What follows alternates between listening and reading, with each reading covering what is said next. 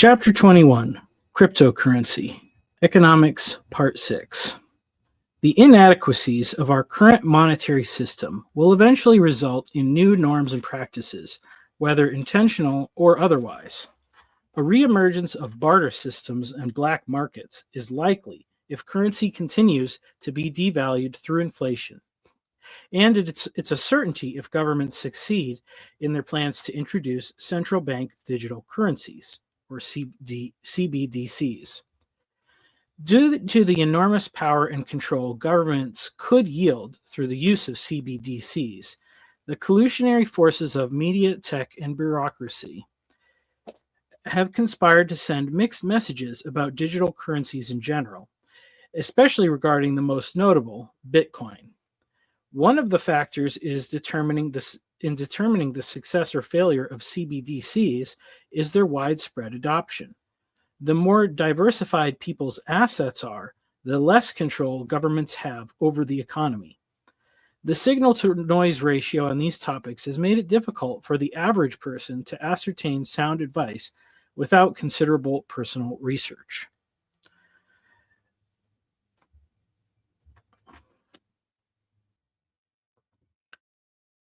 This difficulty has led to a core of well-informed advocates and enthusiasts, but the general lack of public knowledge also creates opportunities for scammers. The burgeoning world of cryptocurrencies is a hotly debated concept. The opinions vary from complete scam to religious adoration. At the heart of the controversies are confusion about the different terminologies and their meanings and usage. Crypto refers to the cryptographic nature of these financial instruments. They are based on code, both the computer code that writes the protocol for their function and the encrypted data that is mined through the blockchain. The blockchain is the public record of transactions.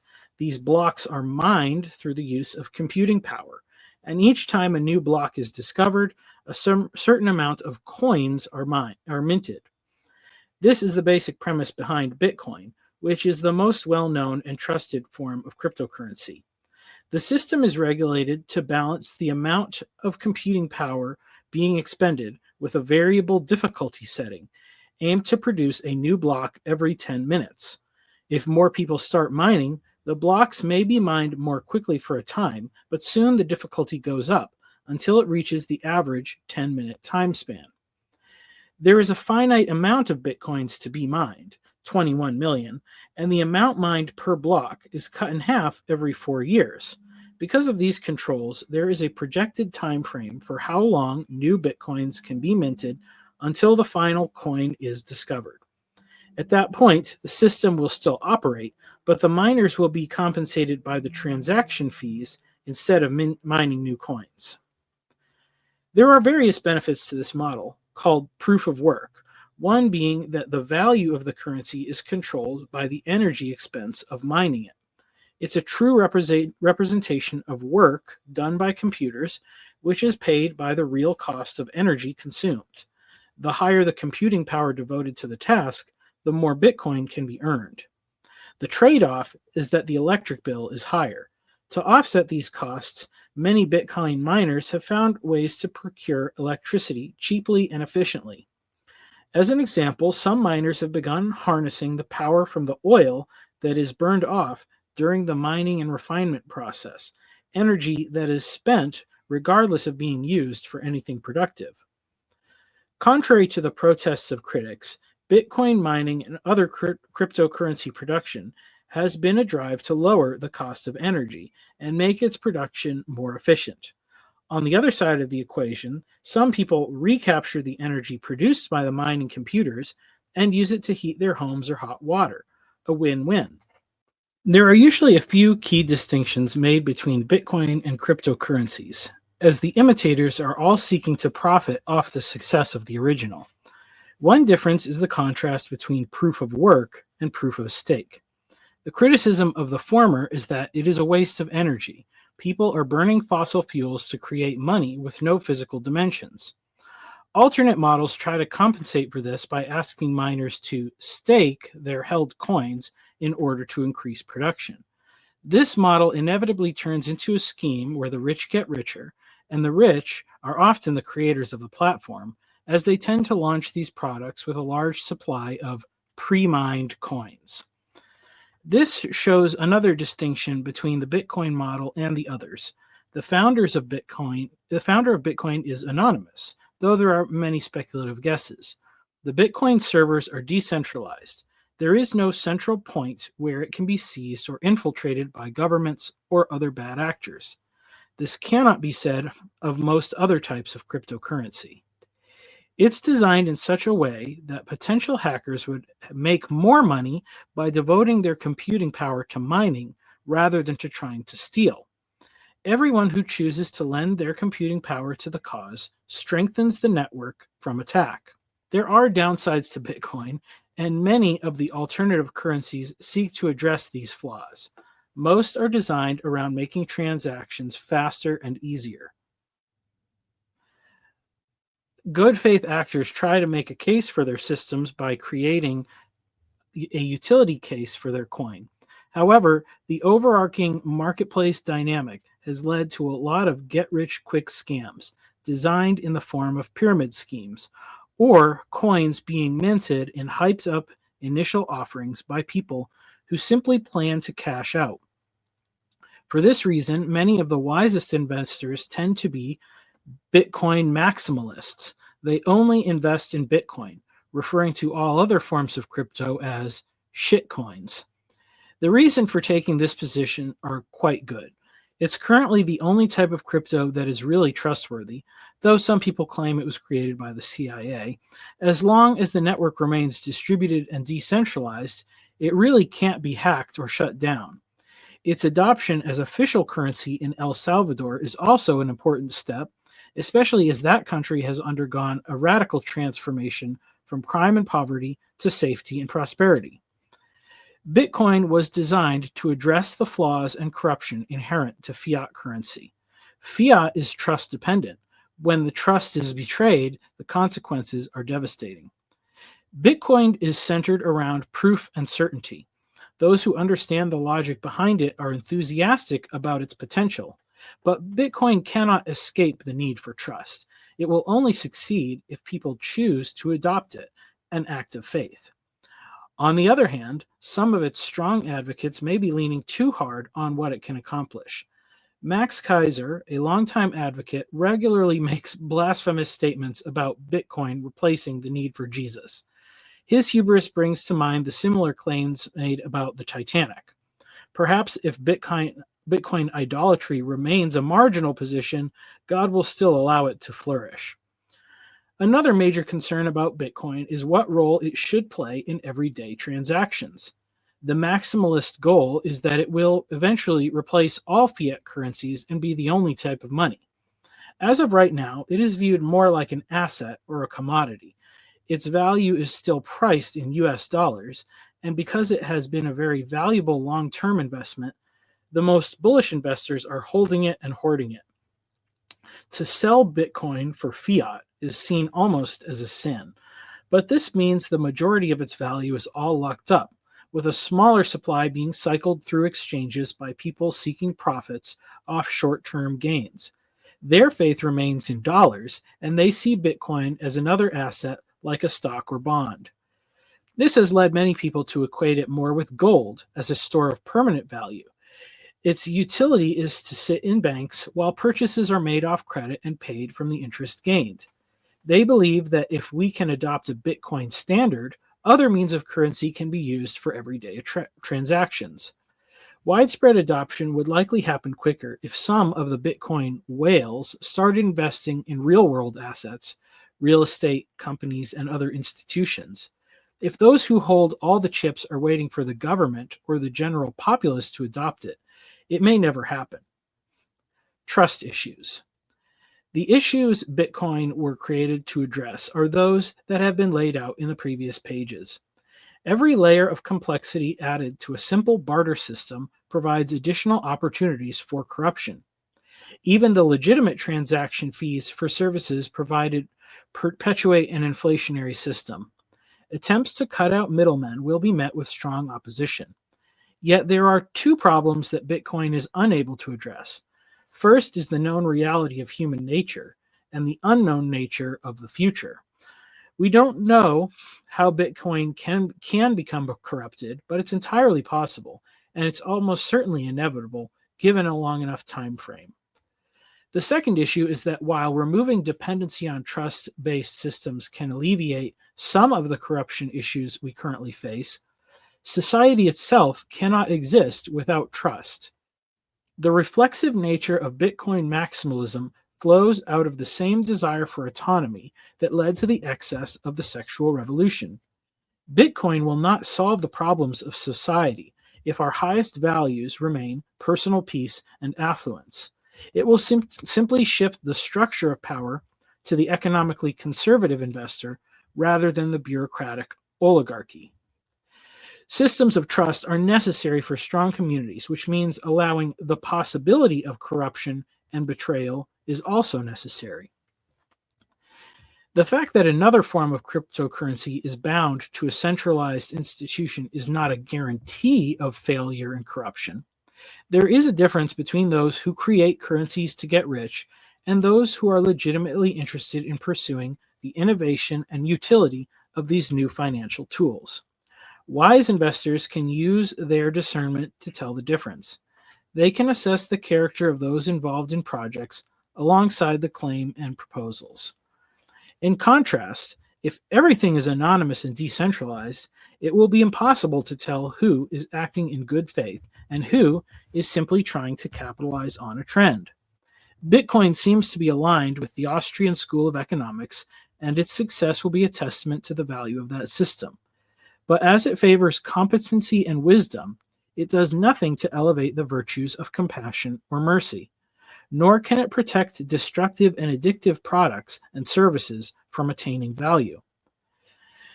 There is an implicit utopian vision behind the claims of Bitcoin maximalists. While few take it to the religious extreme of Max Kaiser, many prominent advocates seem to think that the models of scarcity and inflationary currency are behind every societal evil.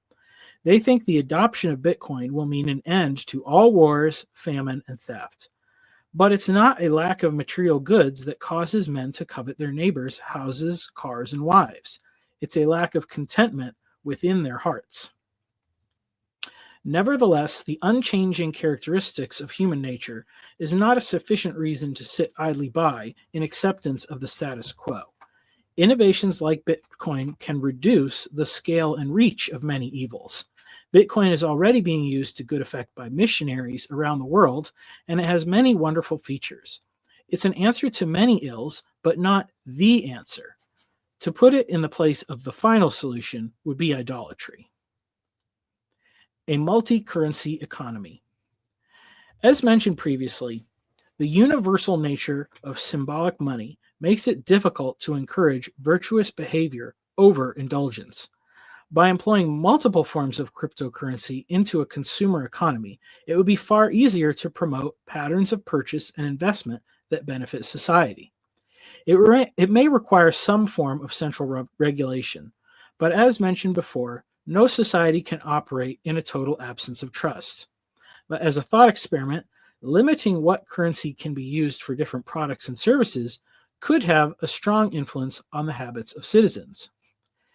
As an example, let's assume a Bitcoin standard. The value of Bitcoin becomes so high that even a single Satoshi, 1/100 millionth of a Bitcoin, has become a sizable sum, perhaps a day's wage. Everything service available to traditional economies is now available in Bitcoin. Interest on savings accounts provide modest and stable returns. Borrowing and lending is done with reasonable interest rates based on secured assets. No leveraged loans are allowed. But the transaction fees means that transferring your own Bitcoin is really only done for major events, starting a business or leaving an inheritance. For daily transactions and even some investments, consumers rely on a variety of purposefully tailored currencies. These currencies could be used for exclusive purposes or for a range of uses with different incentives and penalties to promote wise usage. Someone depositing Bitcoin from their wages at a bank could withdraw what they plan to spend according to the different categories they have allocated funds to. Footnote: this could all happen through various forms of virtual banking and exchanges. I'm simply using the traditional model of a brick and mortar bank as an example for demonstration. End footnote.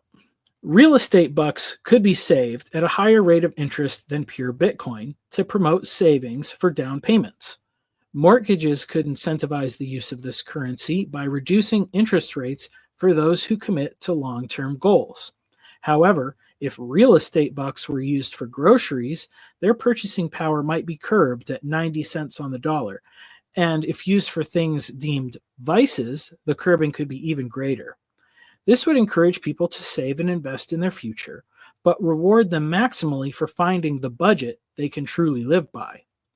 Health bucks could be used for food and medicine, providing discounts on things deemed healthy, ideally not according to arbitrary fads, but by buying real food in contrast to processed food. The same curbing could be used to disincentivize certain items. There could also be categories for things like entertainment or hospitality bucks, useful for dining out, where discounts could incentivize healthy socialization. Different bonuses could be applied for those on a date with their significant other, out with the family, or a large party. It could offer a neutral rate for solo activities. How many categories and types of currencies offered would need to be balanced carefully, making the economic system too complicated, resulting in a waste of labor and resources. The greater number of currencies offered, the more specific each use case, ultimately resulting in the gift cards we have today, where stores occasionally offer discounts or bonuses, preferring a lesser amount of real cash up front rather than the potential of greater cash later on. Footnote: stores love issuing gift cards for two reasons. For one, they are deflationary. The $50 received at Christmas might only buy $45 worth of goods when it's used the next summer. Secondly, many gift cards go completely or partially unused. The store makes free money, and when the balance is eventually drained through maintenance fees, the profit is finalized on the books. End footnote. It would also be important to implement something like vice bucks, which could be used for anything detrimental to values of society. This would be an area where the purchase of certain products and services would require a use of a particular currency. Rather than having to manage age restrictions on a variety of items, you could simply regulate the use of vice bucks to a certain age, preferably the highest age tolerable, 21 or 25 when the brain is fully developed. By limiting the purchase of things like tobacco and alcohol to a particular form of currency, you insist on having people weigh the cost ahead of time. However, it could also be weighted to support the lesser of several evils. While things like alcohol would require the use of vice bucks, they could also be used for other things, perhaps at a very slight reduction in value, 1% or 2%, if used for general purchases like clothes or groceries, but incentivized for guilty pleasures. You could buy junk food, video games, and other mild distractions at the best rate using vice bucks, an encouragement for people to honestly assess their spending habits. Such a system would also allow a society to regulate the more seedy aspects of society. This is a touchy subject for many idealistic people, but the reality is that hard exclusions against certain activities will simply force them underground, creating black markets. Certain people will always find a way to procure things like drugs, pornography, and prostitution. The question is, do we want to make these items extremely profitable for a criminal underground while incentivizing the victimization of vulnerable people, or make them costly, laborious, and limited extravagances for the wealthy elite who insist on selfish indulgence? This is a scenario where the power of bureaucracy could be used to limit unsavory behavior to a great extent, without engaging in authoritarian tyranny against people dead set on doing what they want. The production of recreational drugs could become highly regulated, with measures set in place to ensure that production is safe and secure, people are paid fairly, and measures could be implemented to ensure that even those involved at the lowest levels have a vested interest in that line of work. If grandma is working on a marijuana farm, she should be doing so because she is interested in the work and enjoys that particular setting. If not, the switch to an avocado farm should come with a financial incentive. The taxes should be high to keep the prices high, but the tax burden should be implemented in such a way that the government is not incentivized to perpetuate these vices, perhaps earmarking it for specific third-party uses, promoting rehab, therapy, or counseling. Those who would seek to engage in the production of pornography or prostitution would also need to be highly regulated. In contrast to our current environment, where desperate and foolish girls are incentivized to participate in these industries, a high barrier to entry could be implemented. An expensive licensing process would keep all but the most determined from entering the business. If the license was only purchasable in vice bucks, it would regulate the age of those involved. By implementing an unfavorable conversion rate from other currencies into vice bucks, those who wanted to maximize their potential career would have to start saving a lot and early on. Transferring a large amount of money into vice bucks on or shortly after your 21st birthday, or whatever age constitutes majority, could also be flagged as something to look into.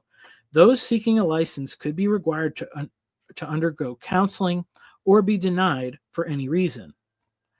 This may not preclude wealthy people from trying to bend the system, but if a would-be pimp or pornographer had to front a large sum of hard-earned money for every potential starlet, even they would be strongly incentivized to find the people who understood the true costs and requirements of such a career, rather than commodifying naive or rebellious girls at high volume.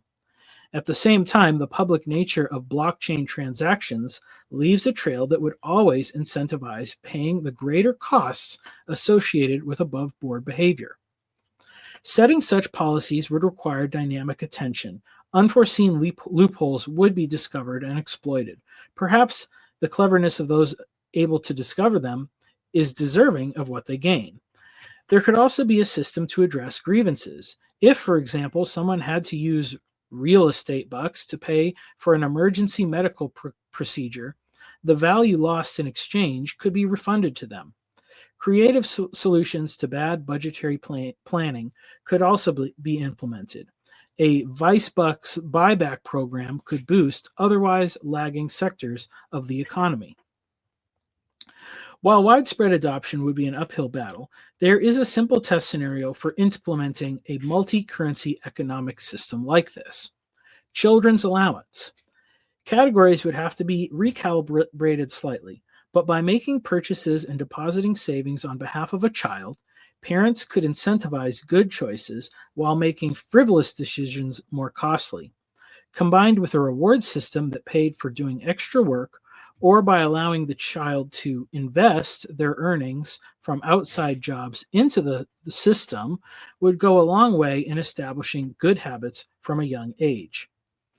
Using financial incentives and disincentives to steer behavior is by no means foolproof, but with nothing in place, the turn toward degeneracy is unavoidable. As Romans chapter 7 makes clear, willpower alone is not capable of producing the behavior we desire, even for ourselves. Reliance on God is the only true solution, but for those seeking to follow his path, the cultivation of the environment is a vital part of the work. This includes the systems of economics and governance.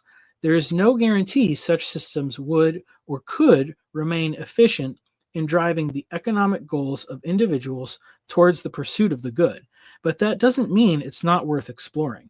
Nothing ever changes without risking trust.